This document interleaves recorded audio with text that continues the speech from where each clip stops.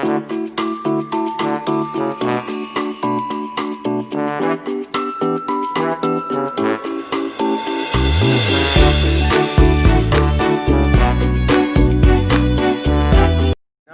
संस्कृताय।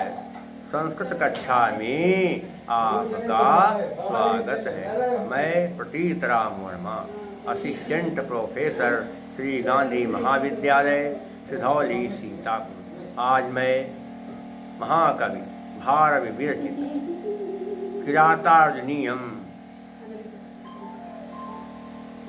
प्रथमः सर्गः पढ़ाने जा रहा हूँ, अर्थात किरातार्जुनीयम महाकाव्य का प्रथम सर्ग पढ़ाने जा रहा हूँ। तो किरातार्जुनीयम एक महाकाव्य है और इसको बृहत्त्रयी में गिना जाता है। बृहत्त्रयी में 3 ग्रंथ, किरातार्जुनीयम, शिशुपालवधम और नैषधीय चरितम। तो किरातार्जुनीयम एक महाकाव्य है। ये तुम पहले महाकाव्य क्या होता है ये आप समझ लें, क्या होता है महाकाव्य। कि सर्गबन्धो महाकाव्यं तत्रैको नायकः सुरः सद्वंशः क्षत्रियो वापि धीरोदात्तगुणान्वितः। जिस कथा का बंधन सर्गों में होती, जो कथा सर्गों में बंधी होती है, जिसका नायक कोई देवता अथवा धीरोदात्त गुणों से युक्त क्षत्रिय होता है, उस कथा को महाकाव्य कहते हैं। जो कथा सर्गों में बंधी होती है, जिसका नायक कोई देवता अथवा धीरोदात्त गुणों से युक्त कोई क्षत्रिय होता है, क्षत्रिय नायक होता है, वो कथा महाकाव्य कहलाती है। और भी कई चीज़ें हैं क्योंकि बहुत लंबा है। कि एक वंश भवा भूपाः कुलजा बहो अपिवा श्रृंगार वीर शांता नामे को अंगीरस इष्यते। महाकाव्य में एक ही वंश में उत्पन्न कुलीन या अनेक प्रकार के राजा नायक होते हैं। श्रृंगार, वीर और शांत, इनमें से एक अंगी अर्थात मुख्य रस होता है। अंगानि सर्वे अपि रसाः सर्वे नाटक संधयः इतिहासोद्भवं वृत्तम् अन्यदा वा सज्जनाश्रयम्। अन्य रस इसके सहायक होते हैं। इसमें नाटक में निबद्ध होने वाली सभी संधियों का समावेश होता है। अंगानि और इसके अलावा क्या होता है कि ऐतिहासिक अथवा लोकप्रिय प्रसिद्ध सज्जन की कथा इसका विषय होता है। पुरुषार्थ, धर्म, अर्थ, काम, मोक्ष का भी इसमें वर्णन होता है। चत्वारस्तस्य वर्गा शिष्टे शिवेकं च फलं भवेत् आदौ नमस्क्रियाशीर्वा वस्तु निर्देश एव वा। पुरुषार्थ का वर्णन होता है, धर्म, अर्थ, काम, मोक्ष का। इसके साथ साथ प्रारंभ में आशीर्वाद, नमस्कार या वर्ण कथा का संकेत होता है। क्वचिन्निंदा खलादीनां सताम च गुणकीर्तनम् एकवृत्तमयीह पद्यैर्वसाने अन्निवृत्तकैः। कहीं कहीं दुष्टों की निंदा और सज्जनों की प्रशंसा होती है। और इसके अलावा क्या होता है, नाति स्वल्पा नाति दीर्घा सर्गा अष्टाधिकायि नानावृत्तमयः क्वापि सर्गः कश्चन दृश्यते। सर्ग न बहुत छोटे हों और न बहुत बड़े हों, और अधिक और कम से कम 8 सर्ग महाकाव्य में जरूर होने चाहिए। सर्ग में एक ही छंद होता है, लेकिन सर्ग के अंत में छंद बदल जाता है। कहीं कहीं किसी सर्ग में अनेक छंद भी होते हैं। और क्या होता है? सर्गान्ते भाति सर्गस्य कथायाः सूचनं भवेत्। संध्या सुरेन्दुरजनी प्रदोषध्वान्तवासरा। इसमें संध्या, सूर्य, चंद्र, रात, प्रदोष, अंधकार, दिन रात, दोपहर, आखेट, पर्वत, ऋतु, जंगल, सागर, संयोग का वर्णन होता है। इसके साथ क्या है कि इसका होता है प्रातर्मध्यान मृगया शैलर्तुवन सागरा संभोग विप्रलम्भो च मुनि स्वर्ग पुराध्वरा। संयोग, योग, मुनि, स्वर्ग, नगर, यज्ञ, युद्ध, विवाद, मंत्र, पुत्र और अभ्युदय का यथायोग्य वर्णन रहना चाहिए। रण प्रयाणोपयम मंत्र पुत्रोदयादया वर्णनीय यथायोगम सांगोपांगा अमी। इसका नाम कवि के अथवा पात्र के नाम पर या नायक के नाम पर रखना चाहिए। कबीरवृत शिवा नामना नायक से तरह शिवा नामात सर्गोपाधे कथया सर्ग नाम तू। ये होता है वर्णित कथा के आधार पर सर्ग का नाम होता है। तो ये हैं महाकाव्य के लक्षण, और महाकाव्य के सारे लक्षण किरातार्जुन में घटित होते हैं। तो किरातार्जुन का तो क्या है? किरात और अर्जुन, किरात मैंने भीड़ और अर्जुन। तो क्या होता है? किरातस्य अर्जुनस्य किरातार्जुन। और किरातार्जुन में छा प्रत्यय, कौन सा प्रत्यय है? छा प्रत्यय, क्योंकि कभी कभी ये प्रतियोगिता में पूछ जाता है। और पीजीटी टीजीटी में ये है जो किरातार्जुन पाठ्यक्रम में निर्धारित है, इसको पढ़ना चाहिए। तो अब बात आती है कि किरातार्जुन किसने लिखा। किरातार्जुन जो है महाकवि भारवि ने लिखा है।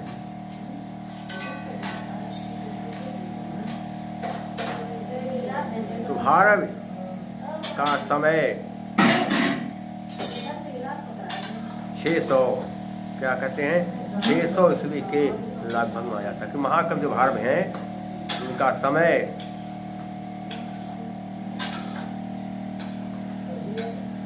600 ईस्वी के लगभग माना जाता है।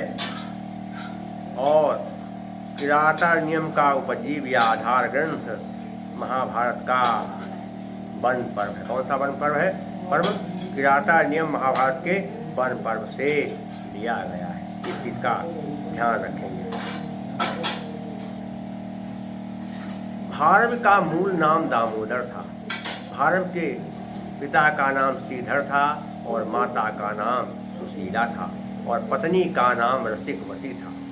भारवि कलिंग के राजा सिंह विष्णु के दरबारी कवि थे और वहीं पर रह करके जो है अपना जीवन यापन करते थे, वहीं पर कविताएं करते थे।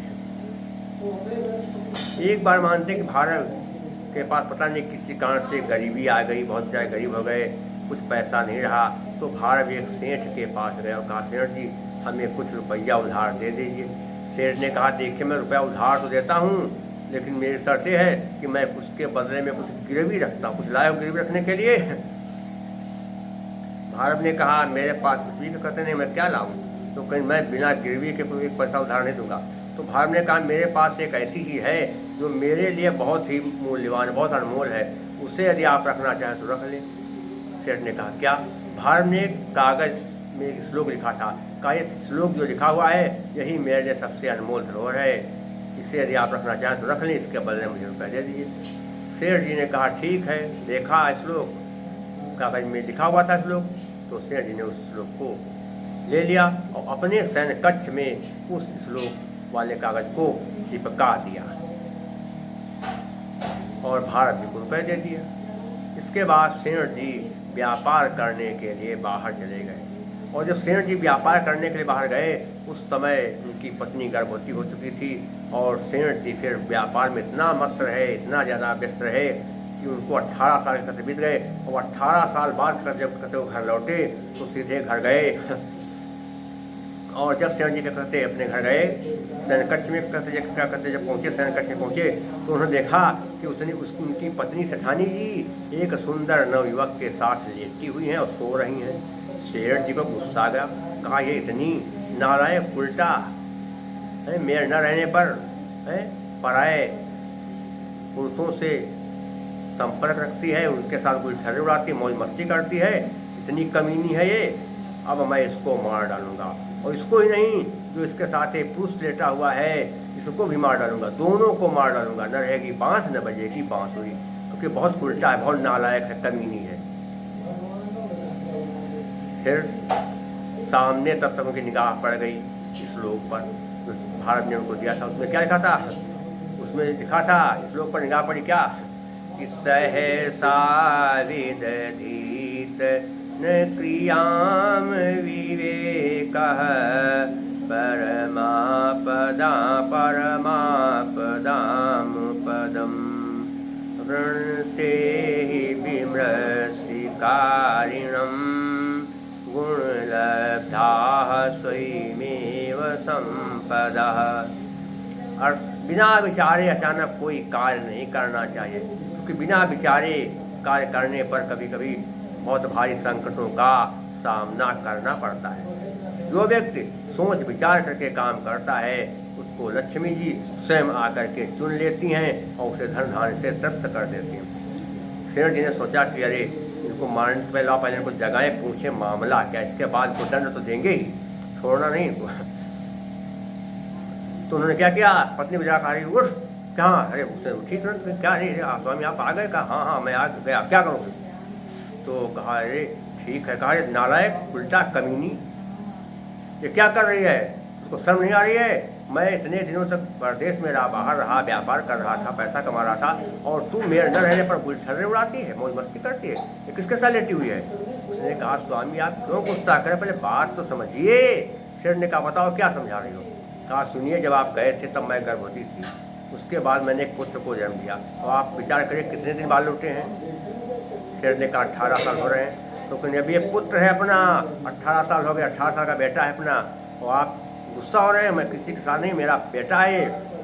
शेर जी ने कहा क्या ये मेरा बेटा और तुम इसके साथ लेटी थी। अरे मैंने समझा कि कोई जो है नवयुवक है, इसके साथ तुम्हारे गलत संबंध हैं। अरे बहुत भारी मैं पाप से आज बच गया, और इसका जो है सारा श्रेय भारत को दूंगा मैं। इसके बाद भारत गए, कहा सेठ जी पैसा अपना ले लीजिए जो आपने उधार दिया था। सेठ जी ने कहा अब मैं आपसे एक पैसा नहीं लूँगा, आपने मुझको महापाप से बचाया है, आपके इस अनमोल धन ने मुझे बहुत भारी कुकर्म से बचा लिया, इसलिए अब मैं आपसे पैसा लूँगा नहीं, और ये आप झोरा आपको मैं दूंगा नहीं, तो इसके बदले में उल्टे मैं आपको और सारा धन दे रहा हूँ। तो सेठ जी ने भारत को और भी बहुत सारा धन दिया, और उनको सम्मान के साथ फिर अपने घर से विदा किया। तो ये है भारत की जीवनी। अब इसके बाद जो है भारत जो थे बड़े विद्वान थे, उन्होंने चित्र उनके काव्य को चित्र काव्य भी कहा जाता है। कहते हैं कि कुछ श्लोक के ऐसे हैं, 15वां सर्ग जो है चित्र काव्य है, उसमें एक ही अक्षर का बार बार प्रयोग हुआ है। उसको आप चाहे उल्टा पढ़े चाहे सीधा, जैसे पढ़े सब एक ही जैसा दिखाई पड़ेगा। कैसे सुनिए कि ननो नन ननो नन्नो नो नुन्नो नो ना ना ना ना ना ना ननु नुन्नो अनुन्नो ननुन्ने नु नाने नानुन्ननुन्ननुत। अर्थात हे शिव के सैनिकों, एक चीज का ध्यान रखिए, कायर के द्वारा घायल हो जाने वाला व्यक्ति वीर नहीं है, और जो वीर घायल के ऊपर वार करता है वो भी वीर नहीं है। वीरता की पहचान ये है कि घायल के ऊपर वार नहीं करना चाहिए और युद्ध भूमि में कभी पीछे नहीं हटना चाहिए है इसका। अब मैं पहला श्लोक पढ़ा रहा हूँ। देखिए क्या है पहला श्लोक। युधिष्ठिर ने कौरवों से जुआ खेला और जुए में पांडव हार गए। जब युधिष्ठिर जुए में हार गए तो शर्तें हुई तय हुई कि जो युद्ध में हार जाएगा उसको 12 साल जंगल में रहना पड़ेगा। तो युधिष्ठिर जुए में हार गए, इसलिए उनको वनवास दे दिया गया और फिर युधिष्ठिर 12 साल जंगल में रहे। उसके साथ शर्तें थी कि 12 साल जंगल में रहेंगे और जब 12 साल पूरे हो जाएंगे तो 1 वर्ष क्या कहते हैं अज्ञातवास में रहेंगे और हम लोग तब आप लोगों का पता लगाएंगे कि आप लोग कहाँ हैं। अगर अज्ञातवास में हम लोगों ने आप लोगों को पहचान लिया, कौरवों ने कहा कि 12 वर्ष आप पूरे करेंगे जंगल में, इसके बाद 1 साल आप छिप करके अज्ञातवास में रहेंगे और तब हम लोग क्या कहते हैं आपको ढूंढेंगे। अगर क्या कहते हैं 1 साल के अंदर हमने आप लोगों को कहते ढूंढ लिया अज्ञातवास में तो फिर से आपको 12 साल जंगल में रहना पड़ेगा।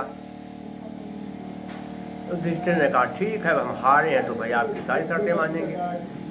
तो क्या हुआ, पांडवों ने 12 साल पूरे कर लिए वनवास में रहते हुए, जंगल में रहते पांडवों ने 12 साल पूरे कर लिए। इसके बाद क्या कहते हुए अज्ञातवास में रहने लगे। अब युधिष्ठिर ने सोचा कि अब इस समय मुझे छिप कर रहना है, कौरव मुझे पहचान न जाए, इसके लिए कुछ उपाय करना चाहिए। ये सोच करके युधिष्ठिर ने जंगल में रहने वाले एक वनेचर से कहा तुम भेष बदल करके हस्तिनापुर जाओ और ये पता लगाओ कि इस समय दुर्योधन क्या कर रहा है, उसकी कैसी गतिविधियां हैं, वो हमारे जो है प्रति क्या प्रतिक्रिया कर रहा है, वो हमसे जो है क्या हमसे बदला कैसे लेना चाहता है और हमारे प्रति उसकी क्या भावना है, ये सब जाकर तुम पता लगाओ। तो वनेचर युधिष्ठिर की बात मान करके हस्तिनापुर गया और उसने सारी दुर्योधन की गतिविधियों का पता लगाया। उसके बाद ये श्लोक शुरू होता, देखिए क्या है। श्रियः कुरूणाम धीपस्य पालनी प्रजा सुवृत्तिमयमिङ्गक्तवेदितुं सवर्णलिङ्गी विदितः समाययो युधिष्ठिरं दैत्यवने वनेचरः। श्रिया मैंने कहा था कि लक्ष्मी, कुरुणाम कि कुरु देश की लक्ष्मी, अधिपत्य कहते कि राजा, पालनीम पालन करने वाले, प्रजा सुवृत्तिम प्रजा के प्रति व्यवहार, यम प्रजा के प्रति व्यवहार, यम मैंने कहा जिसको आयुंगक्त मैंने नियुक्त किया था, वेद तुम जानने के लिए। कथा मैंने कहते वह वर्णलिंगी, अर्थात वर्णलिंगी कैसे कहते हैं कि ब्रह्मचारी का वेश धारण करने वाला, विदिता जान करके समायो पास में आया। युधिष्ठिर के द्वैत वने, द्वैत वन में कहते हैं वनेचर का कौन कहते, वनेचर जंगल में रहने वाला। कुरु देश की लक्ष्मी के स्वामी, कुरु देश के लक्ष्मी के स्वामी, प्रजा का, कुरु देश की लक्ष्मी के स्वामी प्रजा के प्रति कैसा व्यवहार कर रहे हैं, प्रजाओं के प्रति उनका कैसा व्यवहार है, ये जानने के लिए युधिष्ठिर ने जिस वनेचर को नियुक्त किया था, वो वनेचर ब्रह्मचारी का वेश धारण करके हस्तिनापुर गया और वहाँ पर दुर्योधन के सारे काम धाम का पता लगाया। इसके बाद दुर्योधन के सारे काम धाम को जान करके वह द्वैत वन में युधिष्ठिर के पास आया। एक बार फिर समझ लीजिए कि कुरु देश की लक्ष्मी के स्वामी अपनी प्रजा के प्रति कैसा व्यवहार कर रहे हैं, कैसा उनका काम धाम चल रहा है, यह जानने के लिए युधिष्ठिर ने जिसे नियुक्त किया था वो ब्रह्मचारी का वेश धारण करके हस्तिनापुर गया। उसने दुर्योधन की सारी गतिविधियों का पता लगाया और सारी गतिविधियों का पता लगा करके वो वनेचर द्वैत वन में युधिष्ठिर के पास आया। और देख लीजिए कहाँ पर क्या संध्या का जो है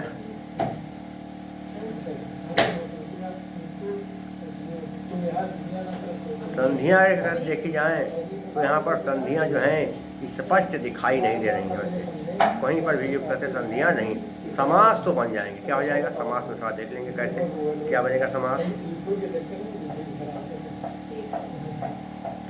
समास में क्या बनेगा देखिए, बेतुम में तून प्रत्यय, प्रजा में टा प्रत्यय और वनेचरा में टा प्रत्यय है और युधिष्ठिर में युधि स्थिरम यह सह, युधि स्थिरम यह सह, युद्ध में स्थिर है जो वह। इसके अलावा और क्या बनेगा थोड़ा देखेंगे। प्रत्यय है नहीं, प्रत्यय बता दिया है, वेतुम में तुम प्रत्यय, चरण में टा प्रत्यय। और इसके अलावा अलंकार कौन सा बनेगा इस थोड़ा ध्यान देंगे। क्या है, वनेचर युधिष्ठिर के पास क्यों आया, समाचार देने के लिए आया। इसलिए क्या है काव्यलिंग अलंकार। हेतु वाक्य पदार्थत्वे काव्यलिंगम निगद्यते, काव्यलिंग अलंकार है। और क्या है, जतौ तो वंशस्थ मुदीरितम जरो, वंशस्थ छंद है, जगण तगण जगण रगण, इसलिए क्या है वंशस्थ छंद है और प्रसाद गुण है। क्या होता है, चेतम व्यापनोति क्षिप्रम सुसकंधेन मिवानरः सप्रसादः समस्तेषु रसेषु रचनासु। जो बात तुरंत सुनकर या पढ़ करके दिल में बैठ जाए, समझ में आ जाए, जैसे सूखे ईंधन में आग लग जाती तो वहाँ पर प्रसाद गुण।